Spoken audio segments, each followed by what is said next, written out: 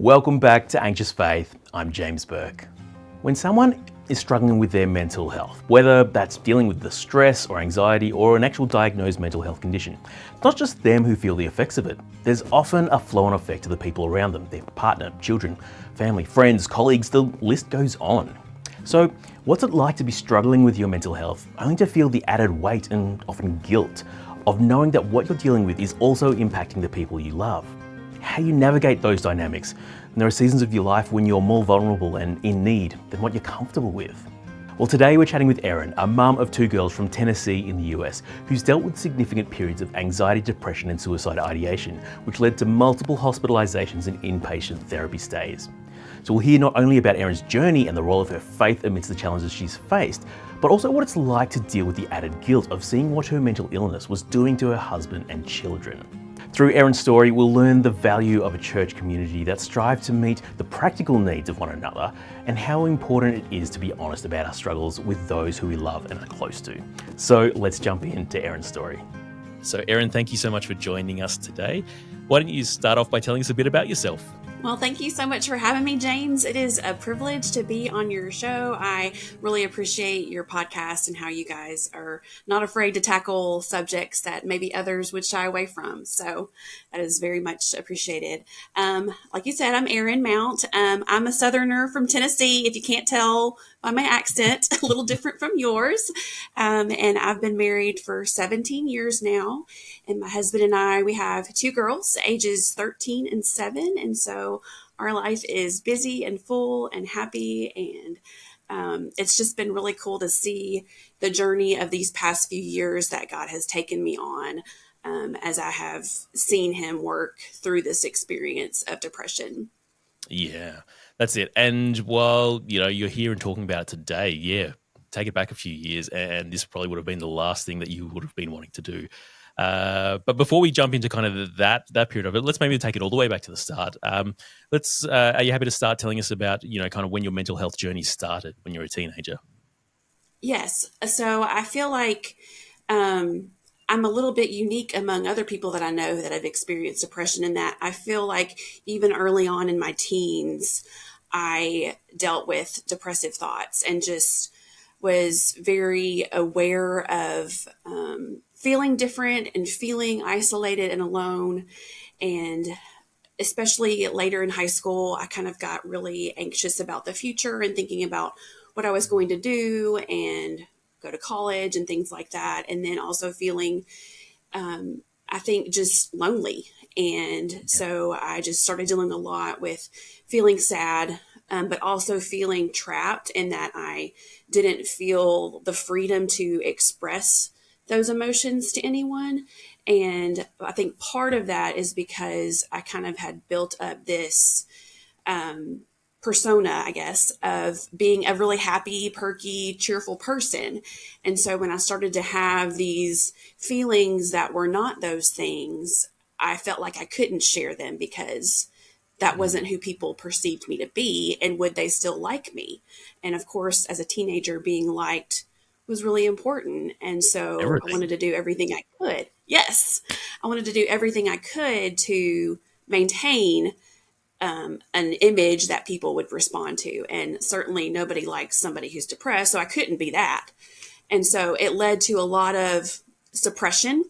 And I learned to wear a mask and just kind of hide my feelings a lot and try to do whatever I could to please other people at the expense of confessing and admitting how I really felt. And it kind of just became the norm for me to stuff everything down inside. And that went on for a good while before I kind of felt everything kind of bubbling up, because you can only stuff things down so long before it comes to the surface and makes itself known. I think we've all kind of seen that in our lives at some point, of just the ramifications of not really exploring your feelings. So my senior year of high school, I really was struggling and got to the point where I started thinking about suicide. And that was really scary and very foreign to me. I did not know anybody who really dealt seriously with mental health challenges, and I did not know what to do. Mm. But it got to the point where I really feel like it was the Lord that led me to talk to the youth pastor at my church, who had only been there not very long at all. And I felt bad for him because, I mean, I think he'd been there maybe 2 months, and I'm telling him this very difficult, serious situation. But he was very gracious and kind, and immediately took me to talk to my parents, and I started counseling, and that was kind of the beginning of a journey.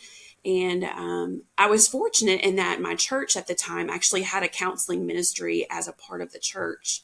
And so I was able to go see someone there and kind of got started on thinking through my thoughts, talking through things, realizing that there's freedom when you speak those scary thoughts out loud to someone else and can hear truth reflected back to you.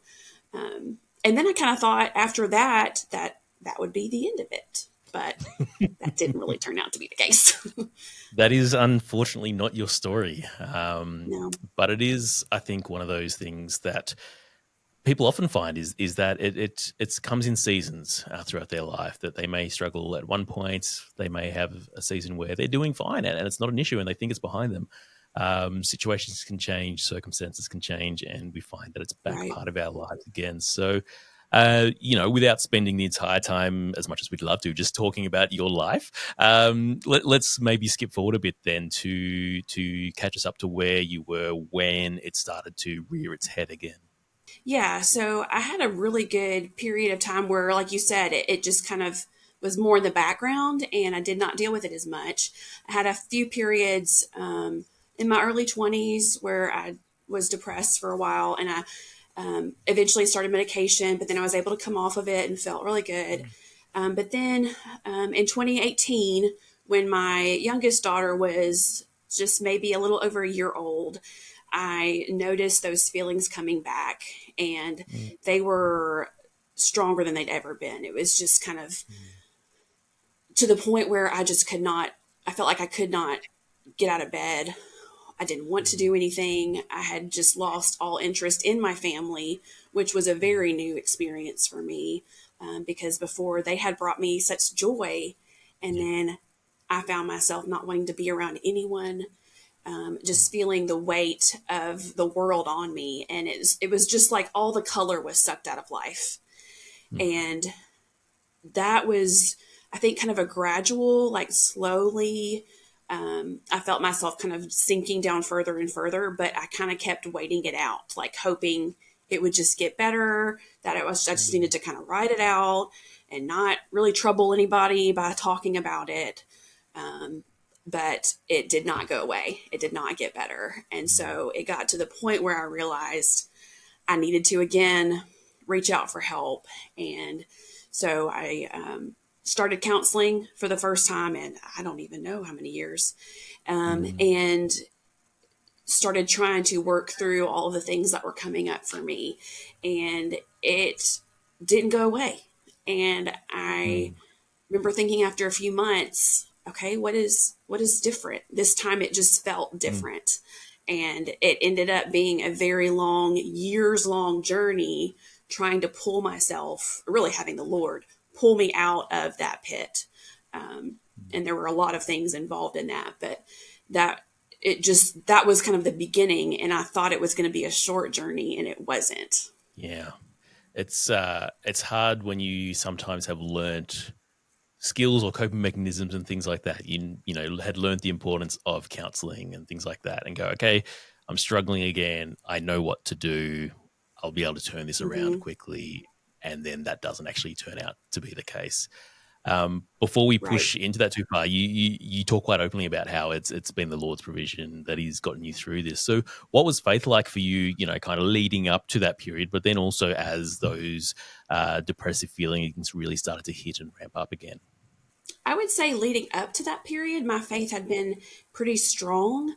I had gone through several physical health challenges previously. Mm. I have an autoimmune disorder, ulcerative colitis, that I had been diagnosed with earlier, around when I was 30. And so that kind of shook me a little bit. And then Mm. I had hip problems and had to have surgery on both of my hips. And Oh, wow. so I already was kind of familiar with the way that our bodies can fail us, right? Yeah. That we are living in a fallen world, and there are things that we have to kind of navigate as a result of that. But I saw through those difficult periods of time where my body was not reliable, that God was Mm. reliable. And I saw the way that He was providing for me and taking care of me even through that. And so I kind of felt like, in a way, I wouldn't have said this out loud, but I felt like I had kind of paid my dues in suffering. And so Yep. I think that's also why it was hard to kind of come to terms with this season of depression coming back, because I did feel like I had learned a lot of lessons and okay, school of suffering was over. It was time to move on. But of course, we know that that is not always the way that things work, and God has plans that are not ours. And so when things started creeping up again for me as far as depression goes, at first I still felt hopeful and expected things to improve. And when they didn't, it really sent me on a path of doubting in a way that I had never doubted before, Mm. of wondering, God, like, are you here? I had never really questioned the existence of God. Even before Mm. I was a believer, I always thought there was a God. And I Mm. don't think I ever really truly didn't believe that he existed, but it crossed my mind. It was this what if that was there that had not been there before.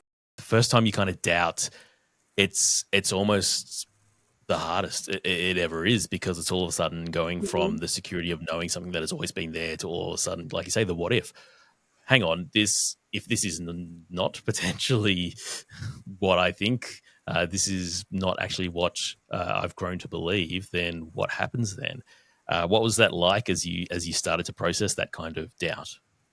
Well, it was initially kind of scary because I had not really dealt with it before. But one thing that I really felt was helpful is that pretty much the entire time that I dealt with depression, I tried to still get the Bible in my head in some way, whether it was reading it or whether it was listening to it. And I camped out in the Psalms a lot. And you just read the Psalms and see how there's so much questioning of God and so much struggling and asking how long and when will this end and where are you in this? And so that kind of reminded me, okay, this I'm not unique in thinking Mm. these things. These have been thoughts that have been thought by many people before me, and my thinking them doesn't make God any less real. He is not Mm. afraid of what I'm going to bring to him. He already knows what I'm thinking. And so it became a way for me to trust him more with Mm. everything because he's a safe place. There's nothing that we can say or think that's going to shock him because he Mm. created us. He knows us better than anyone else, better than we know ourselves. And Yep. so we can't take him by surprise. And I think the more that I just kept bringing it to him, because really I didn't know where else to go. Having been a believer since my teens, it just was unheard of for me to even think there was any kind of help outside of my faith. So I Mm. had to kind of dig in to those thoughts and just ask God to show himself to me. And he was faithful to do that. He's always going to be Mm. faithful to show us who he is when we ask. But it was really hard to open up to other people about that because I didn't want to admit that that was something that I struggled with on top of everything else.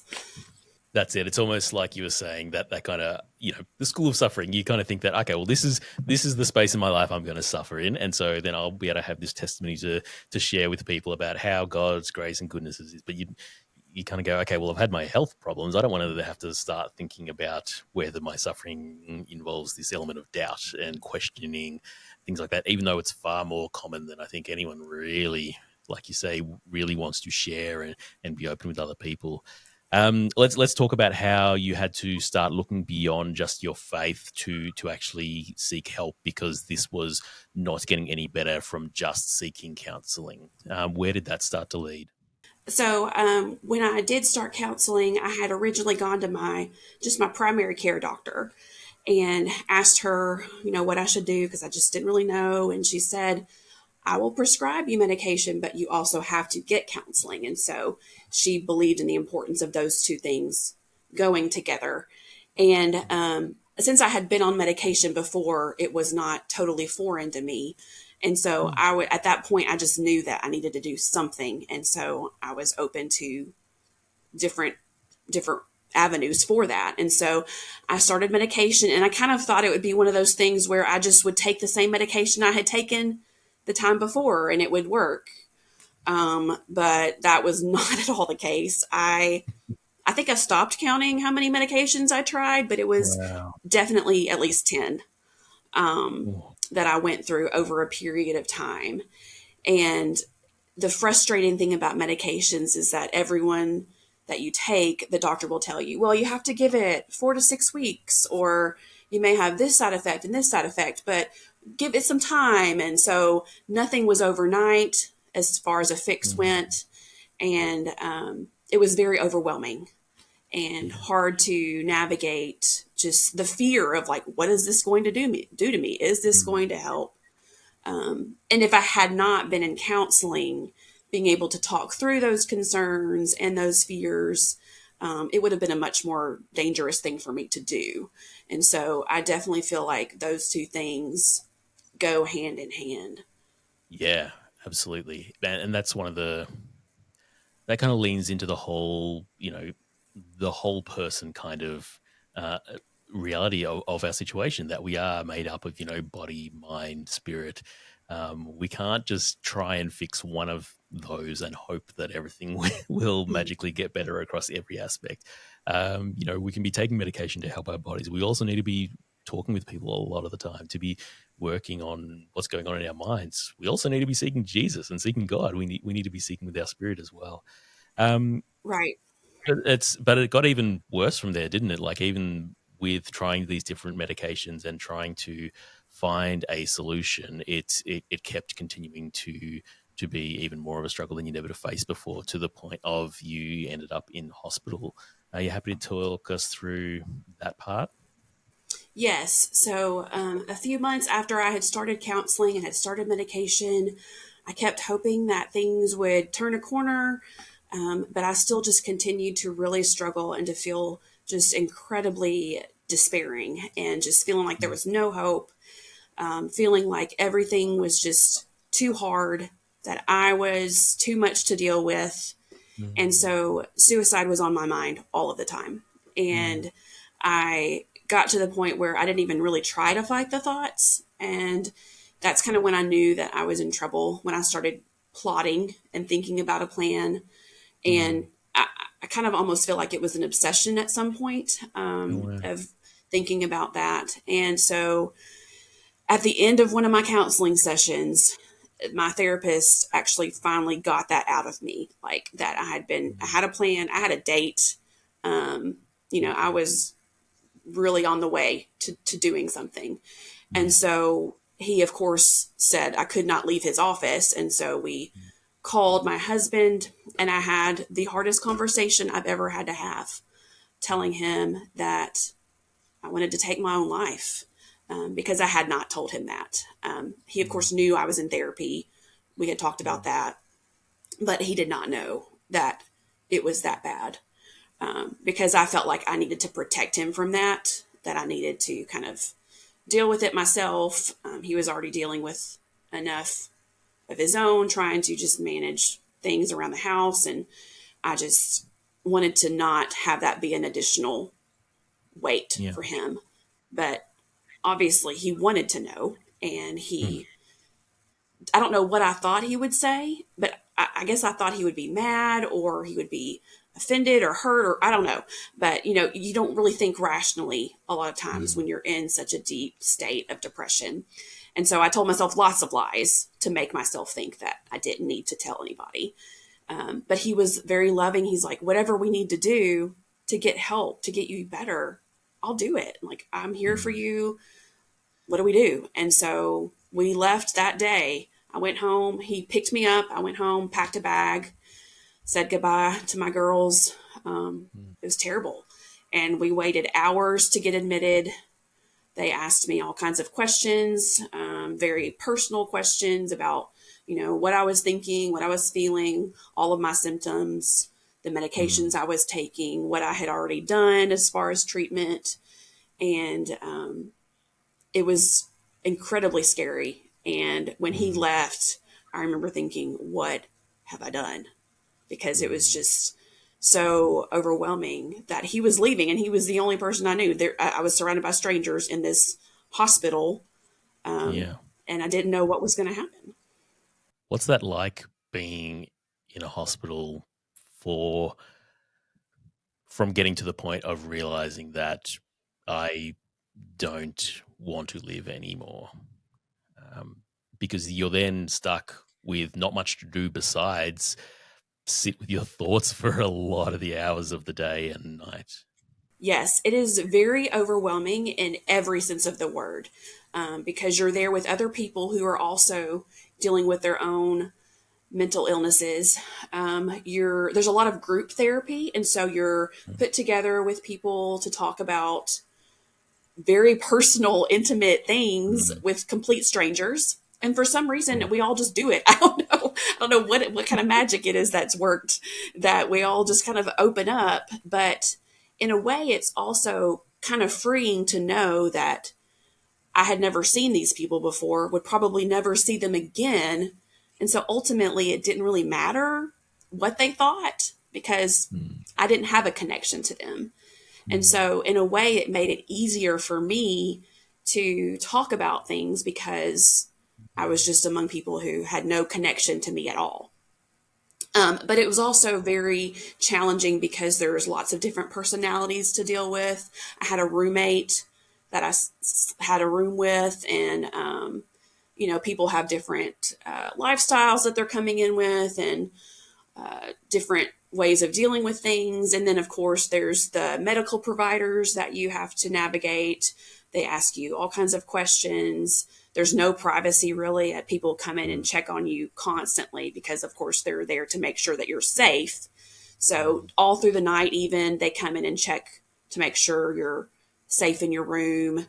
And so there's just a lot of, you just feel very exposed, but also oddly very alone, even though you're surrounded by people. Where did you see God during that time? Or how did you feel towards God during that time of being in the hospital? I was so sad. I remember the first night that I was there, lying in the bed and just bawling and just praying, God, I have no idea what you're doing. I don't know where you are, but I need to know that you are here. And I was just begging. I'd never felt so desperate for him. But at the same time, like, I had never felt him come through so clearly. When I prayed and asked him to show me that he was there, it is just like immediately I felt his presence. And the next day, I was able to check my email. There was like a shared computer on the unit. And so I had checked my email, and my husband had emailed me from Psalm 40. And so I had my Bible in the unit, and I just went and read it, and I just read it and read it over and over and just prayed, because it says at the beginning, I waited patiently for the Lord. He turned to me and heard my cry. And it talks about how he drew David up from the pit of destruction and set his feet on a rock. And I just prayed, God, I need you to do that for me. I need you to take me out of this pit, because I can't even see the bottom. I feel like I'm still just falling, and I need you to lift me up. And it was just very powerful the way that his word really met me at a time when I needed it. And it was just exactly what I needed to speak to my heart. It's an incredible promise that we see that he has fulfilled. You're here talking to us. He has lifted you up out of that pit. Erin, how was the rest of your recovery period then? Or, take us from where you were in hospital wanting to end your life to where you are now, where you're openly talking about your mental health. Well, the recovery was long. I thought that after the first time I was in the hospital, that that would be the last time. It never crossed my mind that I would need to go back. When I left, I was there about a little under 2 weeks the first time that I was there. And when I left, I felt, in a way, I felt stronger, but also there was still I had a lot of work to do. Mm. The therapy and the groups there had kind of exposed some of my bad habits, such as suppressing everything and not wanting to be open with people in my life about how I was feeling, and not getting enough rest, and just not taking care of myself in the way that I needed to. And so I knew that it was going to be, a journey of putting some steps into place that would help me to get better. And so I started working on those things. And then I was, in the meantime, still going to therapy, still trying to experiment with different medications, trying to find the right fit for me, and just still had a lot of trouble. And so I ended up going back to the hospital about 6 months after my first stay. Wow. And I did not want to. I really struggled because I just felt like going back meant that I had failed. And Yeah. I already felt like a massive failure as a person, especially as a believer. And to say that I still wasn't on the right path was really hard. To just admit that I still felt like there was no hope. But I do also feel like it was the grace of the Lord that enabled me to at least speak those things out loud so that I could know, okay, I may not know how to get myself out of this situation, but I've got to find somebody else who does, because I have reached the end of myself. And it's only when you kind of realize that you can't help yourself that you're able to receive that help Yeah. from God. And that obviously looks different for all of us. But for me, that help was going back into the hospital and adjusting my medicines again. And at the end of that stay, my therapist said that I needed to think about residential treatment. And I said, what? I didn't even know what he was talking about. I did not know that there were places that people could go for more long-term treatment of depression. I knew there were rehab facilities for people who were alcoholics or had eating disorders, but I literally had never heard of such a thing for people with depression. And so when he's telling me that I could stay for a month at some place, I immediately just panic, because how could I leave my family for a month? How could I go away to this place that I've never heard of, don't know anything about? It just felt incredibly overwhelming to think about that. But the more I talked to my husband about it, the more I prayed about it, talked to other people in my life, it felt like I had to do something drastic, because I just felt stuck. And the things that I had tried were not working. And so maybe this was the way that God was going to provide for me to get additional help. And so I went for it, and it was terrifying. And one of the hardest things I've ever done. I was there for 4 weeks in Chicago, which is about 8 hours from where I Wow. live. So it wasn't like I could have visitors all the time to see me. I did not have my cell phone. They take your cell phones away. So I could use a landline phone, and that was it. And so it was very scary, but also ended up being really good, because it basically became my job just to work on recovery. And Wow. so Yeah. every day, that's what I was doing, was just going to therapy and going to groups and meeting with my psychiatrist and sleeping and just resting and enjoying the place that I stayed. It was really nice. It was beautiful outside, and we got to walk around the property, supervised all the time. But it, in a way, it felt selfish for me to go and do that. And I had a lot of guilt about leaving my family, especially my girls. I mean, my youngest daughter, she was not even 2 at that point Oh, when I wow. went away. And so that was incredibly hard. But I knew that I had to do something then to get my life back so that I could be present for them for the rest of their lives. Because Yeah. at the point that I was before I went there, I didn't want to be here at all. And so I wasn't really giving them the mom that they knew because I was just so sad. I was not myself. And so it's just what needed to be done. Yeah. And it's true that sometimes what needs to be done is the hardest, scariest thing, but ultimately that is what leads us to a better place. And we are grateful that you got to that better place. Yeah, without, I want to spend some time talking about the family dynamics because you brought up that kind of the guilt that you felt being in residential care, but also a few times you mentioned about how you'd always been kind of pushing down your own feelings and because you didn't want it to impact others. And that was one of the bad habits that you actually learned in one of your stays in hospital that was not actually contributing to your own healing or journey to recovery was because you were still just trying to push it all down to not worry others.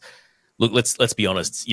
Parental guilt, mum guilt is a real thing. Mm-hmm. As parents, we feel like we're never doing the best we can be for our kids. But for you, I can imagine that must have been so much worse being in away from them, especially at such young ages for your daughters. One's one, one's what 5 or 6 at that stage, kind of thing. So there's Yeah, she there's was kind of 7. foundational, yeah, those foundational years that you don't want to miss any time with them, Right. and you're having to be in hospital in residential care. What's that like as a kind of added level of difficulty to work through of what that was doing to your family at that time? It was very challenging. I think, in a way, it's what kind of hindered me initially from getting help because I Mm, kept thinking, okay, well, when I was thinking that I needed to talk to somebody about my suicidal thoughts, I knew that they would tell me I needed to go to a hospital. And I mm, thought, well, but I can't leave my girls. And yeah. who will pick them up? And, there's laundry and my husband can't pick their clothes out right. And, just all these things. No offense to my husband. Um, I got there's told all the same these thing. things to navigate just in our daily lives. And I thought, how can I do that? Like, I can't just leave them. And especially knowing that they were so young and not really able to know how to explain to them why I was leaving. That was also really hard trying to figure out the appropriate way to tell my oldest daughter, who was still very young at 7, why I was going away. Um, Yeah. and then there was the added aspect of thinking about all the ways this was going to make it harder for my husband because not Mm, only was he worried about me and very concerned, he also was having to think about all of the details and do everything in our household. mm, But the reality is that he had already kind of taken on a lot of that over the past few months before I was hospitalized because I had just gotten to where I was basically going to work, coming home, and like shutting myself in the bedroom. And so there already had been a shift, and he is a very resilient person. And so he really did a great job in taking on all of those roles. But in my head, I just told myself that I was just doing a terrible disservice to him, that our relationship would never be the same, that he would resent me mm, later on for having to do all of this. And then just thinking it would just be easier if I just weren't in their lives. Like, just, mm, and that goes back to that irrational thoughts that we can have when we're mm, depressed. And that's one of the most dangerous ones, is thinking that our loved ones are better off without us, right? And it's hard to overcome that when, to me, I'm like keeping a list in my head of all of the ways that I am falling short as a wife, as a mom, as a friend, as a Christian, and not knowing how to deal with that, and being basically having to say I can't be all of these things right now. And I think what I had to come to realize is that love doesn't keep score. There are times in my relationship with my husband that he will be down and he will need my help and I will carry him for a while. And then there are times, like there have been, which seems like there's been a lot more of the times where he has had to carry me and help me. But that is why we have each other. It's a partnership that Christ gave us. And Mm. when he is carrying me, he is reminding me of the love that God has for me. Because if my husband, who is a human, who is flawed just like I am, can look at me with all of my flaws and love me and think it's worthwhile to go through all of the horrible things that we went through, how much more does the Lord look on us with love and kindness and just abundant grace because we are his child? And when you think about it that way, when you receive the gift that love is, because it's not something that we earn. Like there Mm. is nothing in us that deserves to be loved by God, but he Yeah. gives that to us. And in turn, he allows us to love others. Then it becomes less about what we can do for other people and more about just living like we know that we are loved. Yeah. And so even when I had a horrible day and I would just lay in bed and cry and could do nothing for my family, certainly Mm. nothing that would be something valuable to the kingdom, that did not make God love me any less. That did not make my husband love me less. Bless him. He has been strengthened by the Lord himself through this. And I think also one of the things is that God showed me through this is that not only did he take care of me in this situation, but he was taking care of my husband and my girls too. Just Mm. because I was leaving doesn't mean they weren't going to be cared for. That God was going to be with them every day, that he was going to give them comfort and peace and security, just like he was giving it to me. And so the care that he's providing for me wasn't just for me. There's enough to go Mm. around. And so just reminding myself that, he's not withholding goodness from us in all of our situations, that he is caring for us and helping us all on our journeys. And even if we can't articulate it in the depths, asking God to help strengthen them, even just by asking God, get me through this. He Mm-hmm. knows what is needed, not just for us, but for the people around us, and is strengthening them as they're going through it as well. That's a really beautiful phrase that, love doesn't keep score.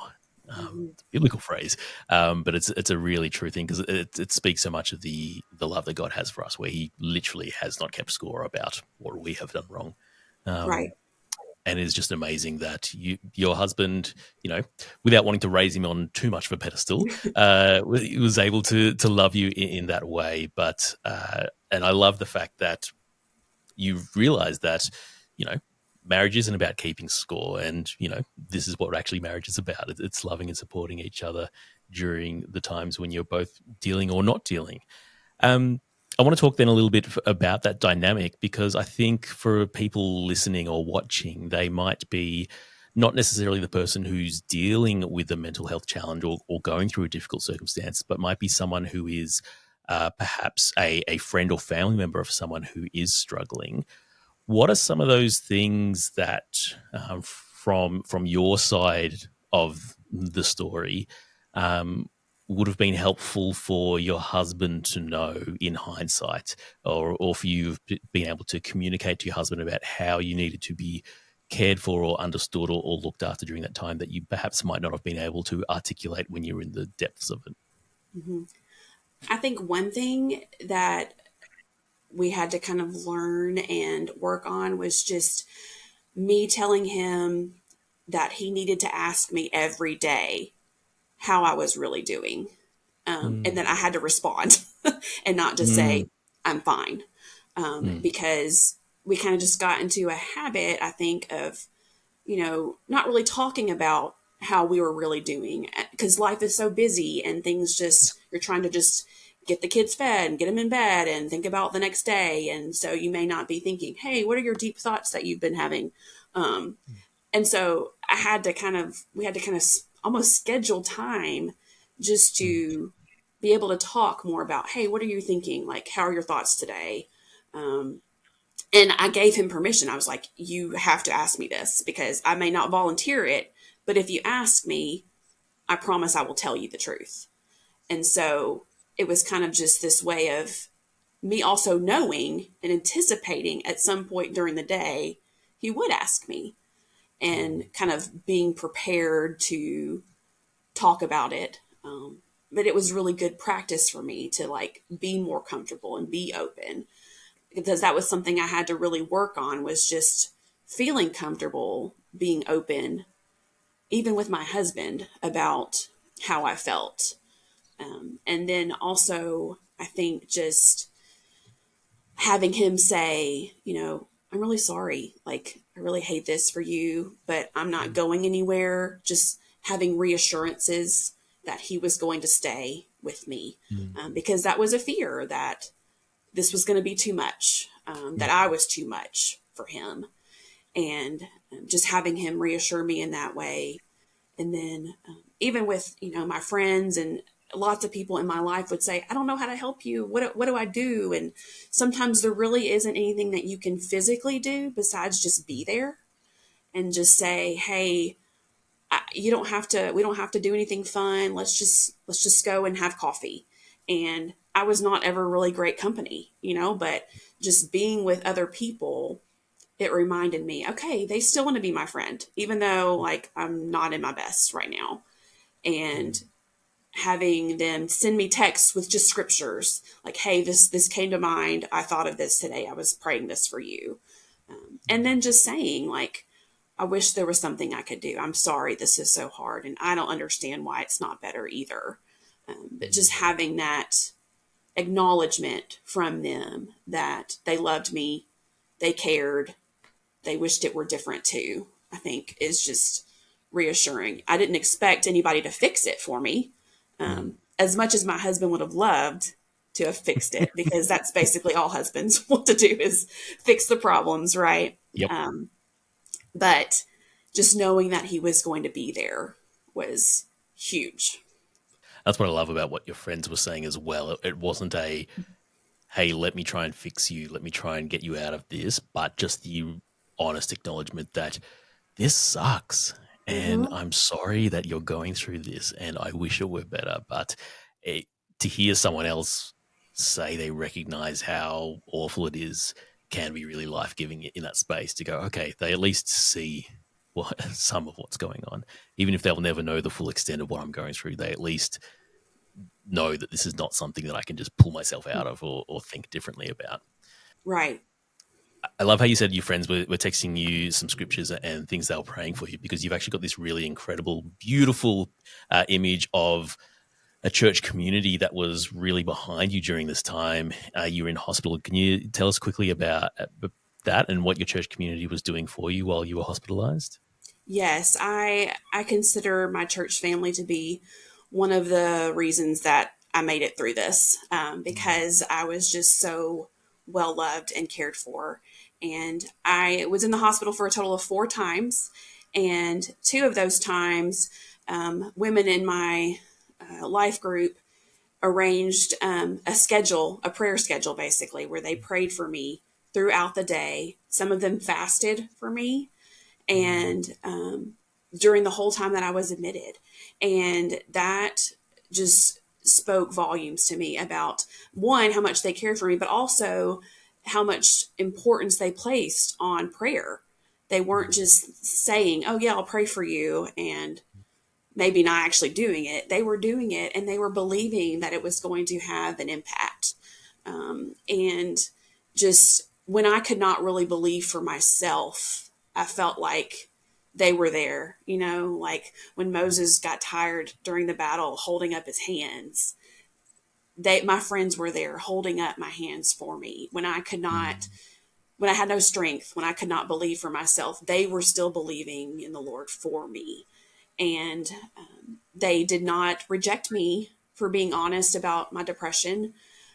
I feel like I'm very fortunate in that I did not encounter anybody in my church who judged me or had unkind words to say about the fact that I was taking medication or even had to go to the hospital for this. And why don't you just have stronger faith? And you should just pray more.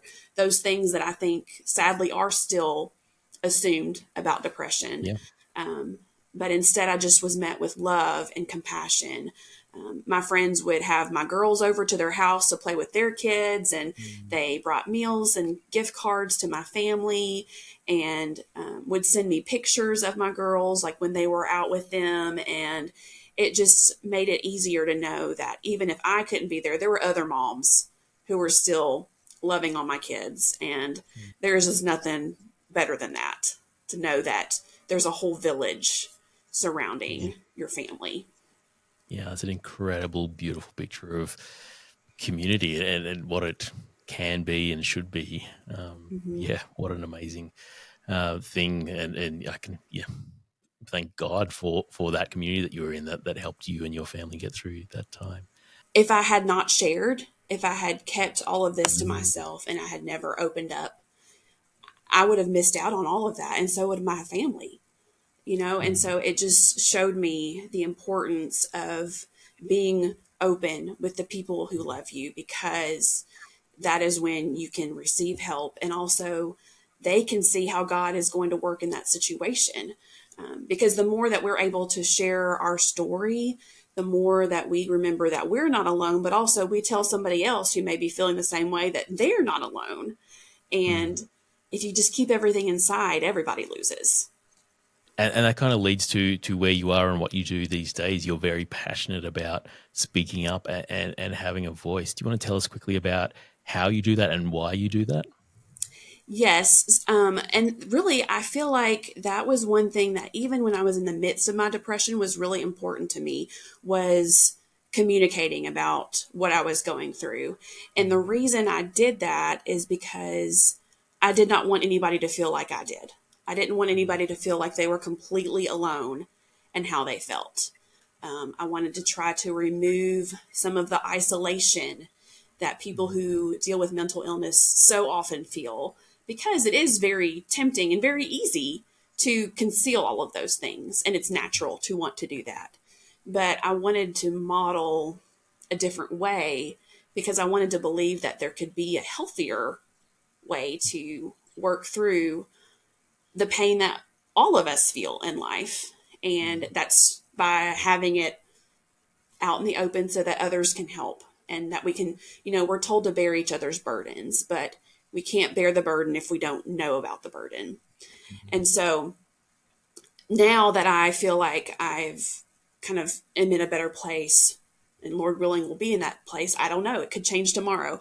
But as long as I have opportunity to talk about the ways that God has worked in my life, I'm going to do that. And it just so Mm. happens that the way that I've seen that most strongly is through the struggle with depression. And so anytime that I have the chance to share with a group of women, or give my testimony about how the Lord has just shown himself to be so faithful and true, I'm glad to do it, because I want just to be another voice saying, God sees you. You're not alone. You're loved. And there is a new day tomorrow. It will not always be this way. Because I think that is also something that is easy to believe when you're depressed, is that it's never going to be better, that you're Yeah. going to be forever stuck in that pit. Yep. But like it says in Psalm 40, he gave me a new song to sing. And Mm. God is a great author, and he is always writing a story that we don't know the end to. But even in the middle, he's good. And Mm. so even if tomorrow I wake up and the depression is back, I can look back and remember and see all of the ways that he sustained me and carried me. And that will give me the strength I need to deal with it when it comes again. That's fantastic. You mentioned Psalm 40 then, and you've mentioned the Psalms a few times. And just as we wrap up, is there a particular Psalm or a particular passage in the Bible that really encourages you and speaks to you in your struggle or in your ongoing journey? Yes. Besides Psalm 40, Psalm 77 is one that I have turned to again and again. It talks about how the speaker is he's very sad. He talks about how he can't sleep and his spirit faints and he's moaning and he's just awake all night. And how long is it going to be this way? But then in the middle of that psalm, there's this shift where he says, I'm going to look back and think about all the years of the Most High and remember all the deeds of the Lord. And so in that remembering of all the ways that God delivered his people, the speaker realizes, okay, like God is faithful. His promises are always going to come true. He will not fail us. And so he sees God leading his people and knows that God is going to lead him. And that is why I feel like it's so helpful to just document the things that God shows us, whether it's for other people to read or not, just to keep in your mind all of the ways that God is working in your life personally so that you can look back on those times when it does seem like he's abandoned you. You can see, oh, here's the evidence that he didn't and he won't. That's fantastic. And if you want to see more of what Erin has documented about her story, to see how God has worked in her life, we'll have a link to her blog in the show notes or in the video description below. But Erin, thank you so much for being with us today and sharing your story. It's just been an incredibly encouraging time just to see how God has worked, but also how he's built in you that resilience and that trust and that ability to look to him even when things are bad.